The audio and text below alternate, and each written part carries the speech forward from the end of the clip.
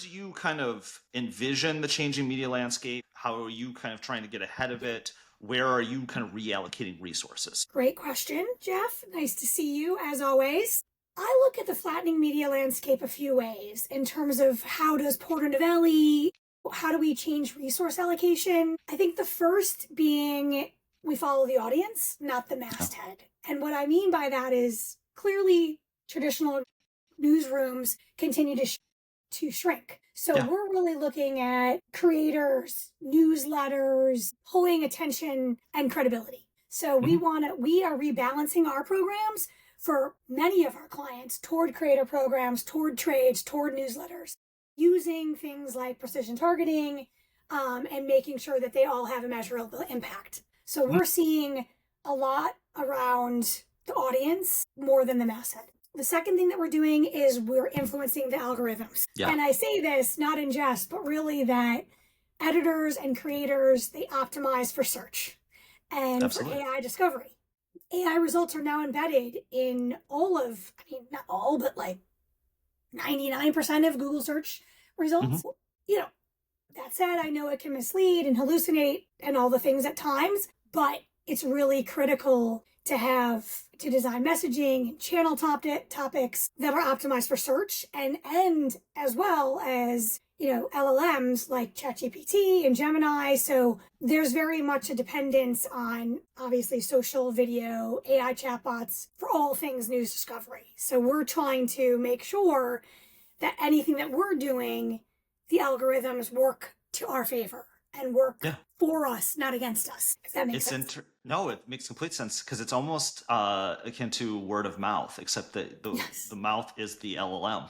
And so you're trying to be like, hey, will you please recommend us versus the other thing? So then, you know, it's like, you know, I think that's the thing. Anytime I have conversations around this, it's almost less about the strategy and it's more about the pace and willingness to embrace the change, because that's really the only constant here. So, because if you were like, well, you know, our strategy is to optimize for SEO, like hard pass, I'm out. No, I mean, and that's the thing. You have to continue to transform. You have to be constantly nimble and agile to rewrite some of the protocols. I mean, right now, again, from a Porter Novelli perspective, you know, we have the playbooks and you have to evolve those playbooks. Never before have we had playbooks now, whether they be social playbooks, digital playbooks, anything that evolve so rapidly as they do now. Because you're piloting things, you may fail at those pilot things, and then you quit doing them quickly. You hope that you quit them quickly. And then you try something else that works better. So you constantly have to be making sure that everybody is continuing to evolve at that kind of pace. The only other last thing that I think in terms of the flattening the media landscape, that we've continued to change how we resource things would be we're prioritizing community depth over sort of broad reach would be sort of the other trend of sort of these niche communities are now at massive scale. So think, you know, Reddit, you know, I don't even know how big Reddit is right now, but I do know that it could be even, dare I say, 100 million active daily users. I mean, so performing, listening across not just mainstream, but also niche communities, identifying influencers within those is going to be really important. And I only use Reddit as an example, but it could be YouTube creators. Discord, exactly. All of those things, but that's where we're going. I had a similar conversation a while ago, and it was talking about like, okay, in lieu of monoculture, because I mean, it's a little harder to get to that, right? In a flattening media landscape, it's going to be harder to do that. But I think like you could use K-pop Demon Hunters as an example. You could use certain things where it's like in the marketing of, instead of saying, all right, we really need this to appear to everyone. We need to figure out how this demographic cares. Instead, they were like, you know, what if we just really narrowed in on the fandom? We kept doing things to get them engaged. We niche so hard that you wind up having to care about it. It's almost like a Labubu. Like, I shouldn't have to care about a Labubu. You made me care about it. You did. You know? And I know people obsess, not just care, but have moved over to extreme fandom. But that's what you want. I mean, there are all these newsletter ecosystems now that are really high intent, for lack of a better term. You know, Substack Yeah. has added, I don't know, 1 million, maybe more paid subs probably in the last year. I mean, and even like something like a Axios, which I'm a subscriber, Mm-hmm. I would dare to say that probably 20 to 25% of Axios subscribers are C-suite Yeah. that are holding a CEO title like myself. And what's really interesting about them, just generally, and again, I'm biased because I subscribe to Axios, but their newsletters receive really high open rates, like more Yeah. than 50% open rates. Because you can be a subscriber but never really open anything. And with open rates like that high and monthly views as high as they have, that's pretty impressive. Oh, it's absolutely like Mike Allen has probably, if there's one person single-handedly that you could look to contributing to why people care about a really highly well done newsletter, right? It's Mike Allen. It's whether it was at Political or eventually at Axios, and then taking that and elevating that and giving you a lot of information in a short time frame. I think it kind of falls in line with our consumer habits, right? Like there's these interesting discussions for a different pod and a different thing in a different place where you look at people's shopping habits and eventually it's going to be, I just put something into the LLM and it figures out the whole thing for me because I don't want to have to search a website like it's the Dewey Decimal System. And that sounds insane until you start to wrap your head about it a little bit and you're like, oh no, it's an efficiency. And that's why somebody uses an LLM. And it's like, it's like, I think it's either Amex or MasterCard. I think it's Amex did a presentation and they were just showing, they're like, yeah, so this is how you're going to book travel now. You just put too many things and then it just figures out the thing for you. I was literally going to just use a travel reference. Sunday night, I have a high school senior, wants to go away with her 3 best friends and the mom. So 8 of us. And I was like, everyone get on a Teams call on Sunday night. And we just booked it together using, like, how do we be as efficient as possible? This is what we want. Busiest weekend of the year, President's Day weekend of 2026. Okay. Where are we going to go that no one's at? We want boutique. We want to leave on, like, you put in all the things you want, and then it's like, these are the places that you should go using an LLM. This is where it was so easy. Within 45 minutes, we were booked in the Dominican Republic. I love that. And again, I think that's the thing. It's like, it's understanding one, where our consumer habits are, and then these niche communities. I think the analogy that I'm going to test out in real time, and we'll see if I nail it, is that, a lot of these mastheads that you're talking about are kind of like a mall. It's like you see it and you're like, wow, that's an impressively large structure, but there are not a lot of people in it. And a lot of these niche communities, but like niche may be wrong. It's like, okay, well, but it's kind of like it's a single story house on the outside, but it's got like 5 stories underneath and it's got a whole thing and it looks like Dude Perfect setup in the basement. Like that's what we're or it's like you have 5 different bedrooms, like all your friends have their own bedroom, but you're all in the same house or the same floor. Yeah, it's again, I think everything is a counter to a counter, right? If we think about attention as it's really definitively that we're trying to do something that someone else isn't doing, because the flaw is always if we do the same thing, if it's everybody has the same car going down the same winding road with the same soothing voiceover, it's pleasant. But it at no point is going to make you remember to buy that car. And the best part about that analogy, Jillian, is that it's like you can immediately picture it and nobody knows what car it is. No. It's the same thing. Because they all sound the same. Although I have a very distinctive voice. But I don't know what kind of car I would ever want to sell. Right. Yeah, it's like Will Arnett is the only person I know does a car commercial because I'm like, yeah, I know that voice. But yes. That's true, because he has a unique... doesn't... No, so does Matthew McConaughey. Doesn't he do a car now? Or did I make that up? Dana White does one for Ram, too. And I was remembering, I'm like, wow, that's not a car voice. What is going on here? I think the best thing about podcasts, Jillian, is that it's just eavesdropping in intelligent, fun conversation. You're like, oh, why don't we just drop in and see what those two are doing?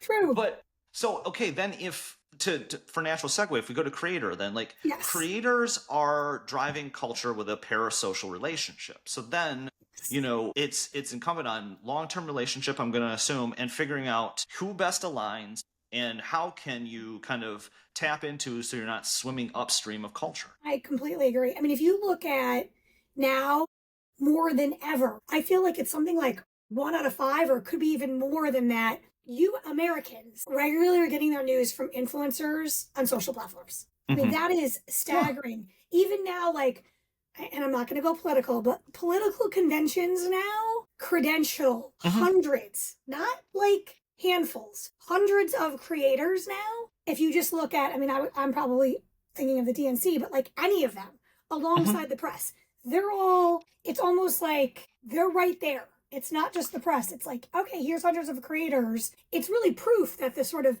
quote unquote news influencer is now a primary reach channel. Oh, okay. And then flattening a media landscape, we come back full circle. And it's, well, if cable news is down, then we're going to there. It's like platform independent, go to Benny Johnson, go to the Bulwark, go to PodSave, no matter where you're on the pod spectrum or in those channels, they're all growing massively. Different scales, I'll point out, but they're all growing massively because that's where people's habits are. Then get into the part where like people will view YouTube more on their television than ever. And you know, what is television? Maybe I need to stop using that word. Who knows? But you get to this YouTube to watch sports. So like we're at our house, we use YouTube to watch sports and we don't have primary channels. Like we don't have cable.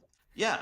Now, I mean, it's a conversation for another day where we bemoan where it's like, is this more convenient? Because I have 11 tiles and I have to toggle between each one of them. And I'm like, I used to just be able to be like, go to this, you know.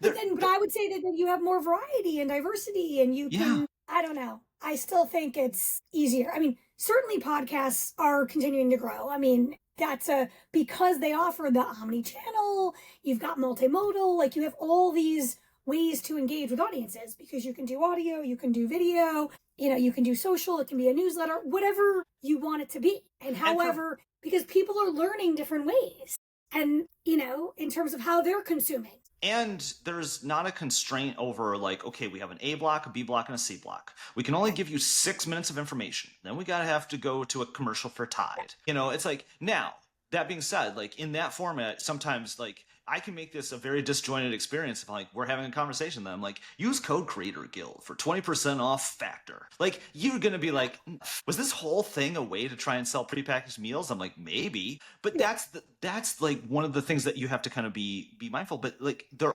all growing, right?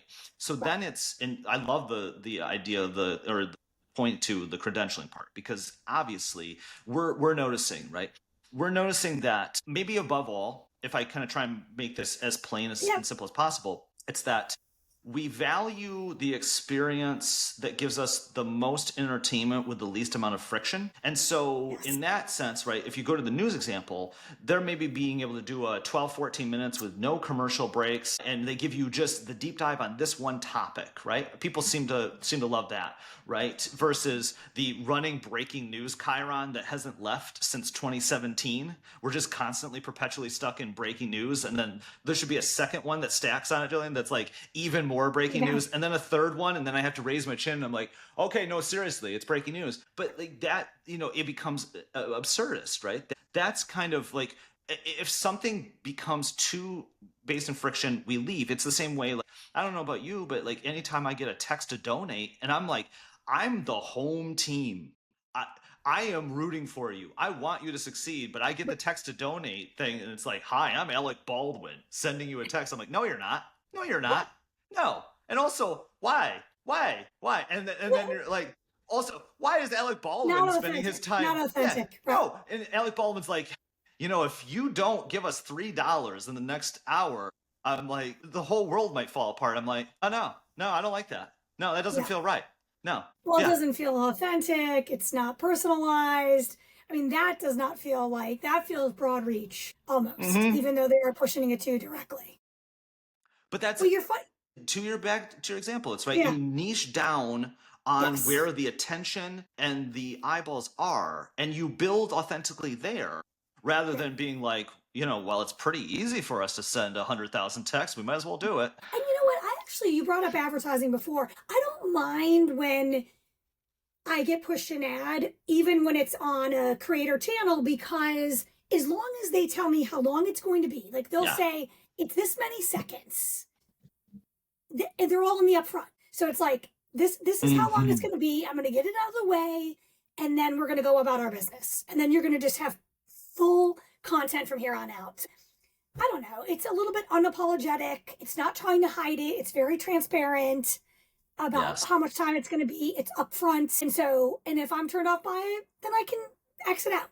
Yeah, So and they'll know. They've got the analytics for that. It's like the yes, term I use a lot is transparent opportunism, and yes, it's just breaking that fourth wall. Because again, if it's based on the parasocial relationship, then I can tell you like, yes. hey, I know you like this channel. I like, but yes, it can't go too far. But Yeah. if you're at least There's time if for you're like in on the bit, three little bits. That's yeah, usually what they do is like, okay, I'm going to do three quick things and then they're going to be on their exactly. way. And that's the same thing too. It's I'm sure in the inverse, right? When you're working with creators, you're figuring out, all right, how is this aligned? Who are you aligned? More importantly, I kind of want to probably get like, what's the feedback you get from brands, and what are you seeing that they're looking for the most? Now, I would say that where growth has been for us at Porter Novelli, as a global PR agency, we're seeing, and this is not going to be a shock to you, but certainly the always on full funnel influencer programs. I mean, Yes, that has been something where, we were doing a lot of it in LATAM. There was some of it in EMEA, and now the US has really caught on. I mean, I think it took a little bit longer, not longer, but I think there's just more restrictions, there's more regulation, whatever it is. sure. But even in the US, it's no longer this like one off tactic, but now it's like an actual continuously platform, integrated across channels.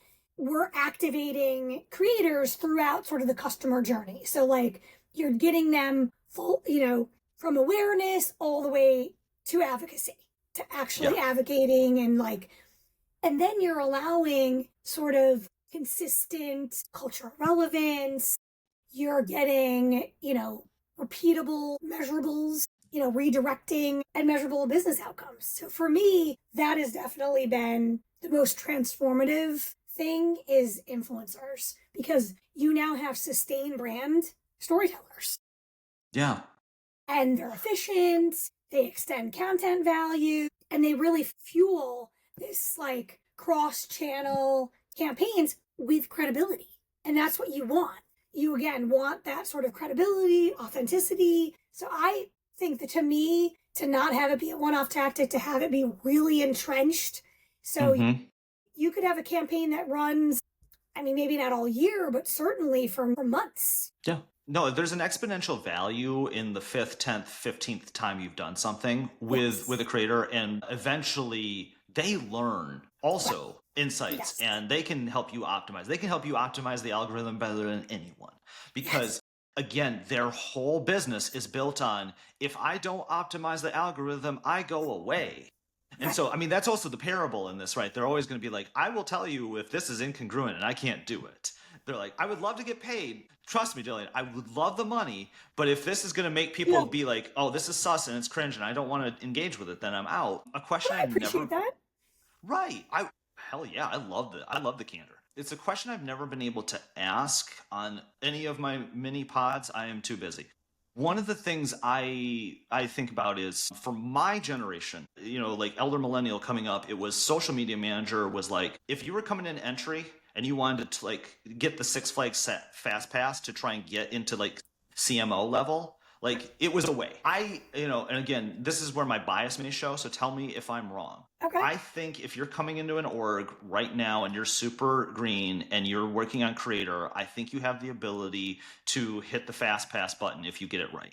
I think again, what you have to do is you have to trial, you have to be willing to take risk and fail. Yes. And I think that if you can keep failing to success. I truly do believe that because Yes. that's Yeah, a no, I get person it. that's going to transform faster than somebody who's like, well, let me try this and then I'm going to do it for this amount of time and I'm going to, you have to have an agility to you and you have to be willing to say, I'm going to do this. I'm going to be bold. I'm going to get people to buy into it. And then if it doesn't work, you and it's not like you like fail, but and I don't mean to say fail, but you could say, well, that worked, but this didn't. So you're going to tweak it and then you do it a different way.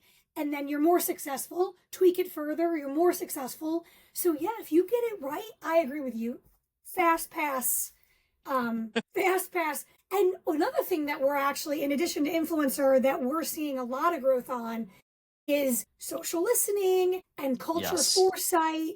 So like in culture foresight, what I mean by that is using the tools to try to look around corners, predict, maybe not, years out, but certainly potentially 12 months, potentially 18 months out, because then you're really driving relevance and resonance. And that's what every client wants is how do you harness, AI powered cultural intelligence, obviously using historical content performance tools as well, because those listening tools to surface emerging trends, and that way you're mapping creators, you're mapping the resonance, because then that your collaborations are rooted in what audiences care about. What do they care about today? What they're going to gravitate towards tomorrow? That's the real gold right there. Yeah, that's the most productive. That's the most productive 2 minutes anybody's going to get on this topic in a while. It's like, I think we can get into sea of sameness about talking about, okay, well, the space is growing. I'm like, okay, cool, but what did I learn there, right? It's like, okay, well, how do you navigate organization? Because the vast majority of people working in the creator economy are not creators. They're actually the people servicing the economy. So I want them to know what to be doing and what to be thinking, and kind of have that growth mindset, right? And then also what as a creator you can be thinking through these things. That's, to me, that's the most important of anything. I want people to figure out ways to grow this industry.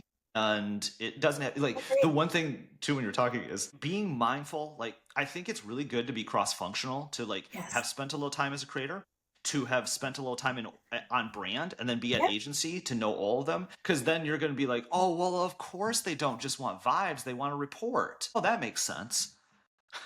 You want data-led approach, because that's what's going to deliver authenticity, credible, all of the things that you want. But it's funny, you talked about fandom before. Like, in my experience, and I think collectively for Porter Novelli, in our experience, like, boosting brand fandom by making campaigns feel both timely and culturally connected is the money. Like, that is where you're going to get a client to say, we're going to run this campaign longer. We want you to do more campaigns for other brands that we're working on. I mean, that's where you could actually be, stealing business from your competitors, because you may not actually own the whole account, but they're saying, okay, well, they do this better, so we're going to give them just this portion, because they seem to really understand creators. They understand what it takes, what we're going to need to do to be successful. If, attention for attention's sake is only going to get you so far, right? If you want to 10x the effort, and by the way, Jillian, I'm getting better at closes, so watch my cook here. This is going to all make sense. So if you want to actually 10x the effort, then understanding the goals of the organization and make sure you're aligning them so it, like, the whole thing clicks. Like, you can do niche fandom stuff, you can do divergent stuff, because again, PR and advertising are just all about shifting someone's attention, right? Grabbing their attention, but then aiming them towards the end objective. Sorry if I've oversimplified the effort. I mean, like, we work really hard. Storytelling that has measurable impact, something like that. There are so many things we do. Pay us all the money.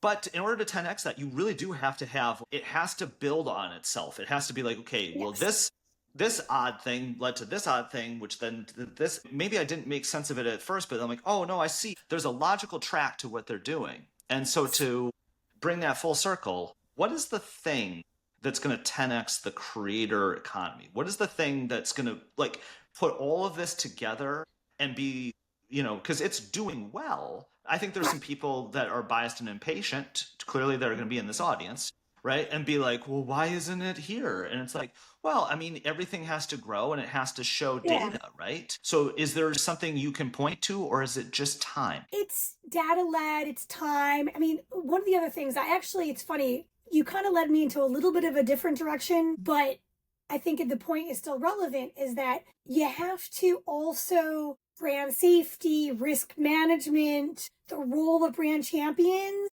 I would say you have to make sure you're doing all the things to promote and fandom and all of that, but you've got to make sure you're not forgetting about the protect piece, because I've seen some campaigns. I mean, listen, we don't need to talk about how polarized the climate we're all in right now is.